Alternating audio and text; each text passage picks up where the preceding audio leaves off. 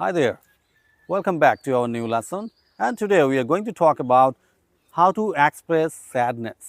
অর্থাৎ আজকের লেসনে আমরা অ্যাকচুয়ালি কথা বলবো কিভাবে আমরা আমাদের স্যাডনেসকে ইংরেজিতে এক্সপ্রেস করতে পারি। নিশ্চয়ই আমাদের লাইফে অনেক ঘটনা থাকে যখন আমরা খুবই স্যাড ফিল করি, খুবই দুঃখের মধ্যে হয়তো থাকি আমরা, বা আমাদের কষ্ট থাকে। সো এই সিচুয়েশনগুলো কিভাবে আমরা এক্সপ্রেস করতে পারি in English, that is our discussion. So first যে ফ্রেজটা নিয়ে আমি কথা বলবো সেটা হচ্ছে I am feeling down today.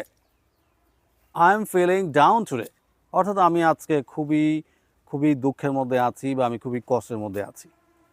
Second phrase যেটা আমরা বলতে পারি, I am not in the best mood right now. আমি এখন খুব একটা ভালো মুডের মধ্যে নাই। সো আমি আবারও বলছি, I am not in the best mood right now. আমি খুব একটা ভালো মুডের মধ্যে নাই। থার্ড যে ফ্রেজটা যেটা খুবই ইউজফুল হতে পারে আপনাদের জন্য সেটা হচ্ছে এরকম, এভরিথিং ফিলস হ্যাভি নাও। এভরিথিং ফিলস হ্যাভি নাও, যে সব কিছু আমার কাছে আসলে এখন খুবই কষ্টের মনে হচ্ছে। So again I am going to say everything feels heavy now. 4 number যে ফ্রেজটা সেটা হতে পারে এরকম, my heart feels broken. My heart feels broken অর্থাৎ আমি খুবই কষ্টে আছি। My heart feels broken.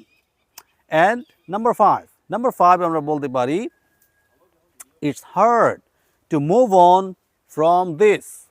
It's hard to move on from this, যে এমন একটা সিচুয়েশনে আমরা আছি এখান থেকে সামনে মুভ অন করা হয়তো আমাদের জন্য খুবই কঠিন। সো ইন দিস কেস আমরা আবারও বলতে পারি এইভাবে, it's hard to move on from this. So এই সমস্ত ফ্রেজের মাধ্যমে আমরা খুব সহজেই নিজেদের যে স্যাডনেস, সরোনেস, এটাকে আমরা এক্সপ্রেস করতে পারি।